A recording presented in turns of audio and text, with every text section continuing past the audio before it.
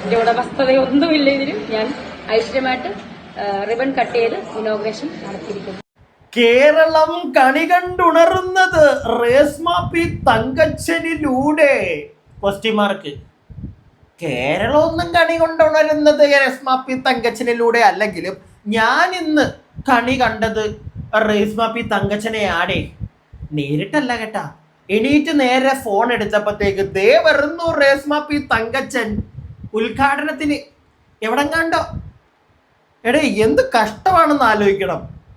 ഞാൻ വിചാരിച്ച് തീരും, ഇനി അധികം ഒന്നും ഇൻസ്റ്റഗ്രാമിൽ സ്ക്രോൾ ചെയ്യുമ്പോഴത്തേക്ക് നേരെ രേസ്മ പി തങ്കച്ചനെ കാണാൻ സാധിക്കില്ല എന്ന് വിചാരിച്ചപ്പോ നേരെ ഇൻസ്റ്റഗ്രാം തുറന്നുടനെ രേസ്മ പി തങ്കച്ചൻ നീല സാറിയൊക്കെ ഉടുത്ത് ഇനാഗുറേഷൻ മുറിക്കാൻ പോകാന്ന്. മുറിക്കാൻ ഒരു മാനും മാഞ്ചാരിയില്ല കാണാനായിട്ട്, എന്നാലും തള്ളിന് ഒരു കുറവുമില്ല. പിന്നെ ചില കാര്യങ്ങൾ അറിയാൻ സാധിച്ചു, വളരെ പേഴ്സണലാണ്. ഈ ഇനാഗുറേഷൻ ഒക്കെ പോകുമ്പോ ഉണ്ടല്ലോ, രേസ്മ പി തങ്കച്ചൻ ചില ഓൺലൈൻ മീഡിയക്കാരെ വിളിക്കും, മോനെ വരുന്നില്ലേടാ, മോനെ വരുന്നില്ലേടാ എന്ന് ചേച്ചി തന്നെ വിളിച്ച് ചോദിക്കുന്നെന്നാണ് അറിയാൻ സാധിച്ചത്. ചേച്ചി ഇല്ലാന്നെങ്ങാനും കള്ളത്തരവും പറഞ്ഞ് സോഷ്യൽ മീഡിയയിലോട്ട് ഇറങ്ങിയ നമ്മൾ വിളിച്ച് തെളിവ് സഹിതം ഇങ്ങി പുറത്തേക്ക് വിടുവേ. നമ്മൾ വിളിച്ചു കഴിഞ്ഞാൽ പറയുന്ന കുറച്ച് സത്യമായിട്ട് പറയുന്ന ചില ഓൺലൈൻ മീഡിയക്കാരുണ്ട്, അവരിൽ നിന്നാണ് അറിയാൻ സാധിച്ചത്.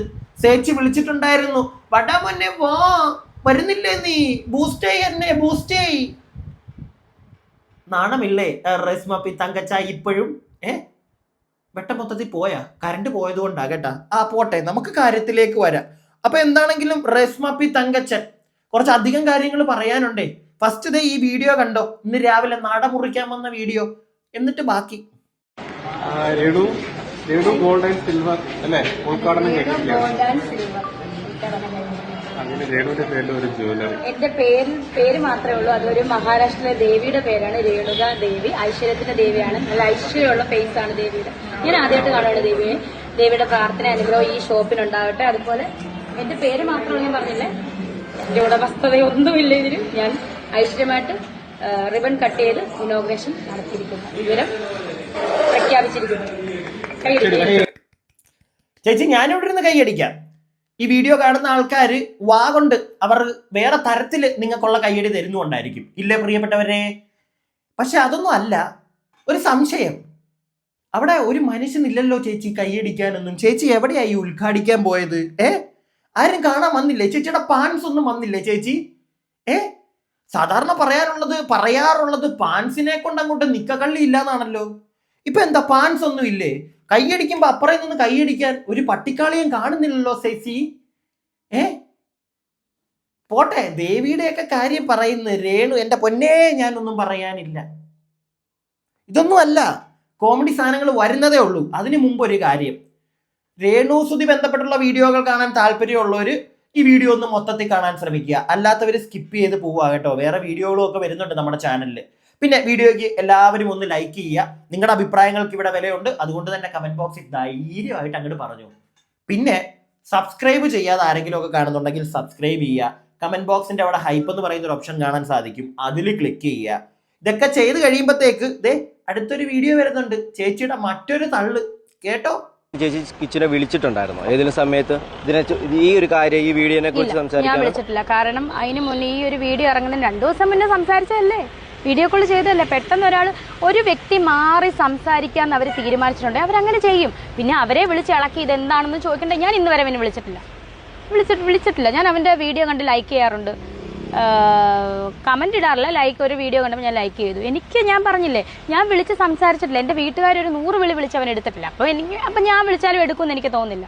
കാരണം ഞാനായിട്ടൊന്നും പറഞ്ഞോ, ഞാനായിട്ട് പിണങ്ങിയോ, ആരോടും പിണങ്ങിപ്പോയിട്ടില്ല.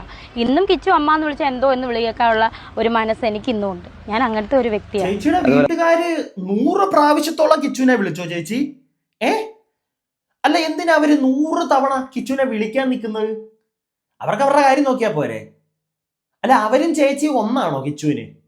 അല്ല, ചേച്ചിയാണല്ലോ പറയുന്നത് ഞാൻ അവനെ സ്വന്തം മകനെ പോലാണ് കണ്ടത്, സ്വന്തം മകനെ പോലാണ് കണ്ടതെന്ന്. സ്വന്തം മകനെ ഏതെങ്കിലും അമ്മ വിളിക്കാതിരിക്കും? അമ്മയുടെ കുടുംബക്കാർ വിളിച്ചപ്പോൾ എടുത്തില്ല എന്നും പറഞ്ഞ്. അല്ല, നിങ്ങൾ പറ പ്രിയപ്പെട്ടവരെ, നിങ്ങൾ പറ, ഏതെങ്കിലും ഒരു അമ്മ എങ്ങനെ ചെയ്യുമോ? മകനെ അത്രയ്ക്ക് അങ്ങോട്ട് സ്നേഹിച്ച് ലാളിച്ച് ഓമനിച്ച് വളർത്തുന്ന ഒരമ്മ, ഏതെങ്കിലും ഒരമ്മ അങ്ങനെ ചെയ്യുമോ? എൻ്റെ വീട്ടുകാർ വിളിച്ചു, അവൻ എടുത്തില്ല, 100 തവണ വിളിച്ചിട്ടും എടുത്തില്ല, അതുകൊണ്ട് ഞാൻ വിളിക്കത്തില്ല, ഞാൻ വിളിച്ചാലും അവൻ എടുക്കാതെ ഇരിക്കത്തേ ഉള്ളെന്ന്. എടുക്കാതിരിക്കോ എടുക്കാതിരിക്കാതിരിക്കോ? ഒന്ന് വിളിക്കുക. അത് ചെയ്തോ നിങ്ങൾ? ഇല്ലല്ലോ. അപ്പൊ പിന്നെ വലിയ കഥയൊന്നും പറഞ്ഞുകൊണ്ട് വരരുത്. ഈ ഉദ്ഘാടിക്കാൻ പോകുമ്പോൾ ഓൺലൈൻ മീഡിയക്കാരെ വിളിച്ചിട്ട് ചോദിച്ചാൽ മതി, മോനെ വരുന്നില്ലേടാ. അതിനൊന്നും കുറവില്ലല്ലോ അല്ലേ? ആ ചെറുക്കനെ വിളിക്കുന്നത് പറ്റത്തില്ല. എനിക്ക് അതിന്റെ ആവശ്യമില്ല. എൻ്റെ വീട്ടുകാരൻ 100 തവണ വിളിച്ചു, അവനെ എടുത്തില്ല, പിന്നെ എന്തിനു ഞാൻ വിളിക്കണം? ഞാൻ വലിയ സെലിബ്രിറ്റി ആയി പോയില്ലേ? എൻ്റെ വില ഞാൻ കളയുന്നത് ശരിയാണോ? ഇത്തിരി ഉളുപ്പ് വേണം കേട്ടോ. അടുത്തൊരു സാധനം, ഇതെല്ലാം കഴിഞ്ഞിട്ട് 18-15 വയസ്സുള്ള അത്രയും എന്നെക്കാളും വളർന്നൊരു കുട്ടി, ആ കുട്ടി അമ്മ എന്ന രീതി എനിക്ക് ബഹുമാനിച്ചേ പറ്റത്തുള്ളൂ. ആ കുട്ടി ഇരിക്കുന്നോട് ചെന്ന് കെട്ടിപ്പിടിക്കാൻ പറ്റുമോ 24 മണിക്കൂർ? ഇല്ല. അവൻ്റെ റൂമിൽ ചെന്ന് കിടക്കാൻ പറ്റുമോ? ഇല്ല. അപ്പം ഞാൻ ബഹുമാനിക്കേണ്ട സമയത്ത് അവനെ ബഹുമാനിച്ചു, മകനാണെങ്കിൽ പോലും. പ്രായപൂർത്തിയായ ഒരു കുട്ടിയാണ്.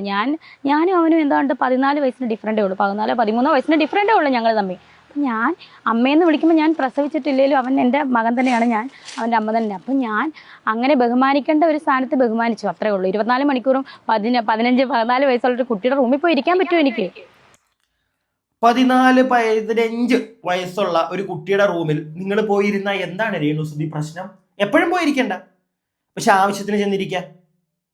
എനിക്ക് ഓർമ്മയുണ്ട്, എനിക്കൊരു 10-26 വയസ്സുള്ളപ്പോഴും ഞാൻ എൻ്റെ അമ്മയോടെ കിടന്ന് ഉറങ്ങുമായിരുന്നു രാത്രിയിൽ. എന്താ ഇതിന് പ്രശ്നം എന്താ? എൻ്റെ അമ്മ എൻ്റെ അടുക്ക് വന്ന് കിടന്നുറങ്ങും. അമ്മയും മക്കളും ഒക്കെ ആകുമ്പോൾ അങ്ങനെയാ. അതിപ്പോ 26 എന്നല്ല, 35 എന്നല്ല, 40 വയസ്സുള്ളപ്പോൾ നിങ്ങൾ പറ പ്രിയപ്പെട്ടവരെ, നിങ്ങൾ നിങ്ങളുടെ അമ്മയോടെ കിടന്ന് ഉറങ്ങത്തില്ലേ? അല്ലാതെ അവിടെ നിങ്ങൾ മറ്റേ പ്രൈവസിയും മറ്റേത് രേണു, നാട്ടുകാർ മണ്ടന്മാരല്ല കേട്ടോ. ഇങ്ങനെയുള്ള വിഡ്ഢിത്തരങ്ങൾ വിളിച്ച് പറയുമ്പോഴത്തേക്ക് ആലോചിക്കുക. ഫ്രണ്ടിൽ നിൽക്കുന്ന ഓൺലൈൻ മീഡിയക്കാർ ചിലപ്പോൾ കൂടുതലും ചോദിക്കത്തില്ലായിരിക്കും, നാട്ടുകാരിലേക്ക് എത്തുമ്പോൾ ചോദ്യം ചോദിക്കും തിരിച്ച്, എന്ത് വിഡ്ഢിത്തരമാണ് ഈ സ്ത്രീ പറയുന്നതെന്ന്. വേണം, ആവശ്യത്തിന് പിള്ളേർക്കൊക്കെ വേണം, ഫ്രീഡം വേണം, കൊടുക്കണം. എപ്പോഴും ചെന്ന് കെട്ടിപ്പിടിക്കും വേണ്ട, പക്ഷെ ആവശ്യത്തിന് അത് വേണം, അല്ലെങ്കിൽ ആവശ്യത്തിന് അത് കൊടുക്കണം. അല്ലാതെ അത് ചെയ്യുന്നത് എന്തോ വലിയ വിട്ടുകള ചേച്ചി കേട്ടോ, വലിയ ഡയലോഗ് അടിക്കുന്ന നിർത്ത്. ഇനി വേറൊരു സാധനമുണ്ട്, വേറൊരു മുട്ടൻ ചേട്ടനുണ്ട്, ഒരു മുട്ടൻ ചേട്ടൻ, ഇങ്ങനെ മുട്ടിയിരിക്കുന്ന ഒരു ചേട്ടനാണ്. രേണുസുതി എന്ന് പറയുമ്പോഴത്തേക്ക് അവന് തേനും പാലും ഒഴുകും. മണ്ടത്തരം വിളിച്ച് പറയുന്ന കേൾക്കണോ നിങ്ങൾക്ക്? കേട്ടോ ഇത്? രേണുസുതിയുടെ പേര് മാറ്റി, അതിനെ കുറിച്ച് എന്നാ പറയാനുള്ളത്? രേണുസുതിയുടെ പേര് ഇനി രേഷ്മ പി തങ്കച്ചൻ ആണ്. അങ്ങനെ മതിയോ കൊച്ചിന്? കാരണം വെച്ചാൽ രേണുസുതി എന്ന് പറയുമ്പോൾ എന്നാ പറഞ്ഞേ, സുധിച്ചേണ്ട കുറെ ആൾക്കാർ വന്നിട്ട് ആ കൊച്ചിനെ തെറി വിളിക്കുക. ഇപ്പൊ ആരും തെറി വിളിക്കില്ലോ, രേഷ്മ പി തങ്കച്ചൻ മതി. അതാണെങ്കിൽ ഒരു കുഴപ്പമില്ല. കാരണം എന്ന് വെച്ച് കഴിഞ്ഞാൽ അവര് മനഃപൂർവ്വം മാറ്റി എന്താന്ന് വെച്ച് കഴിഞ്ഞാൽ ഇവര് തെറിവിളി കേട്ട് സുധിച്ചേണ്ട പേരിട്ടു എന്ന് പറഞ്ഞ് കേട്ട് പണ്ടാരടങ്ങി. അതുകൊണ്ടാണ് രേഷ്മ പി തങ്കച്ചൻ ഇട്ടാണ്. ഇനി രേഷ്മ പി തങ്കച്ചനെയാണ് അഭിലാഷേട്ടയെ സപ്പോർട്ട് ചെയ്യണത്, മനസ്സിലായില്ലേ? രേണു സുധിയെ സപ്പോർട്ട് ചെയ്യില്ല, രേഷ്മ പി തങ്കച്ചനെയാണ് സപ്പോർട്ട് ചെയ്യണത്. ആ പേര് മാറ്റി നന്നായി, അങ്ങനെ പറഞ്ഞത്. കാരണം എന്ന് വെച്ചാൽ ഇനി അങ്ങനത്തെ പേരിൽ അങ്ങ് മുന്നോട്ട് പോയാൽ മതി. കാരണം അത് സുധിച്ചേട്ടൻ്റെ പേരും പറഞ്ഞിട്ട് ഒരു ദിവസം എല്ലാ സുധിച്ചേട്ടനും വേണ്ടി സുധിച്ചേട്ടാ ഞാനങ്ങ് വന്നു എന്നൊക്കെ പറഞ്ഞ് അങ്ങനെ ട്രോള് വരേണ്ട കാര്യമൊന്നുമില്ല. അപ്പൊ എന്തായാലും രേഷ്മ പി തങ്കച്ചൻ എന്ന രീതിയിൽ വരട്ടെ രേണുസുതി. അതിലൂടെ മലയാള സിനിമ കീഴടക്കട്ടെ. മലയാള സിനിമ ഒരു താരമായിട്ട് മാറും, ഉറപ്പാണ്. അഭിലാഷേട്ടയെ പറഞ്ഞത്. എടാ നാണമില്ലേടാ അതിനൊക്കെ? എത്ര 10-40 വയസ്സ് കാണത്തില്ലേ പ്രിയപ്പെട്ടവരെ? ഇവരൊക്കെ 10-40 വയസ്സ് കാണത്തില്ലേ? മലയാള സിനിമയിലെ നായികയായി മാറുമെന്ന്. മലയാള സിനിമയിലെ ഏതെങ്കിലും ഒരു സിനിമയിൽ ഒരു ചാൻസ് കിട്ടണമെങ്കിൽ അത്യാവശ്യം അഭിനയിക്കാൻ അറിയണം. അല്ലാതെ ഓൺലൈൻ മീഡിയക്കാരുടെ ഫ്രണ്ടിൽ നിന്ന് കഥ പറയുന്നതല്ല മലയാള സിനിമയിലെ അഭിനയം എന്ന് പറയുന്നത്. പിടികിട്ടിയോ? പിന്നെ വേറൊരു കാര്യം, രേഷ്മ പി തങ്കച്ചൻ തുതിച്ചേട്ടാ ഞാൻ വന്ന് തുതിച്ചേട്ടാ, വല്ലതും തരണേ തുതിച്ചേട്ടാ. ഈ പരിപാടിയൊക്കെ കാണിച്ചത് കൊണ്ടാണ് നാട്ടുകാരെടുത്ത് ട്രോളുന്നത്, അല്ലാതെ ചുമ്മാ ഇരുന്നോണ്ടല്ല നാട്ടുകാരെടുത്ത് ട്രോളുന്നത്. അത് ഇവരെ പോലുള്ള വിവരക്കേടുകൾ മനസ്സിലാക്കണം. ഇനി വേറൊരു കാര്യം, ഇവൻ പറയുന്നത് നാട്ടുകാർ തെറി പറയുന്നോണ്ടാണ് രേഷ്മ പി തങ്കച്ചൻ ആക്കിയത്. എന്നാൽ അതൊന്നും അല്ല. എടാ, നീ ഇതുപോലുള്ള വിവരക്കേടുകൾ ഈ ഓൺലൈൻ മീഡിയക്കാരുടെ മുമ്പിൽ പറയുന്നതിന് മുമ്പ് അറ്റ്ലീസ്റ്റ് നിന്റെ രേഷ്മ പി തങ്കച്ചനെ വിളിച്ച് ചോദിക്ക് എന്തിനാ പേര് മാറ്റിയെന്ന്. അല്ല, ഈ വീഡിയോ രേഷ്മ പി തങ്കച്ചനും എടുത്ത് ഷെയർ ചെയ്തിട്ടുണ്ട്. അതാണ് അതിനെക്കാട്ടിലും വലിയൊരു കോമഡി. ഇതിനകത്ത് അവൻ പറയുന്നത് തെറി കേട്ടും അടുത്തോണ്ടാണ് പേര് മാറ്റിയെന്ന്. എന്നാൽ രേഷ്മ പി തങ്കച്ചൻ എന്താ പറയുന്നത്? ഇൻസ്റ്റഗ്രാമിൽ വെരിഫിക്കേഷൻ ഒക്കെ വേണമെങ്കിൽ ID കാർഡിലെ കറക്റ്റ് പേര് തന്നെ വേണം. ID കാർഡിൽ ഇതാണ് പേര്, അതുകൊണ്ടാണ് പേര് മാറ്റിയെന്ന് രേഷ്മ പി തങ്കച്ചൻ തന്നെ, ആരുടെയൊക്കെയോ പ്രിയങ്കരിയായ രേഷ്മ പി തങ്കച്ചൻ തന്നെ പറയുന്നുണ്ട്. കേട്ടു പോയിക്കോ. എൻ്റെ ഡേറ്റ് ഓഫ് ബർത്ത് 8/7/91. ഞാൻ 91 ജനിച്ച ആളാണ്. എനിക്ക് 45, 40, 39, 38, 37 വയസ്സില്ല. 34 വയസ്സ് കഴിഞ്ഞ് 35 വയസ്സ് ആകുന്നു. ഈ സെപ്റ്റംബർ 7 ആകുമ്പോൾ എനിക്ക് 35 വയസ്സിലോട്ട് കയറത്തുള്ളൂ.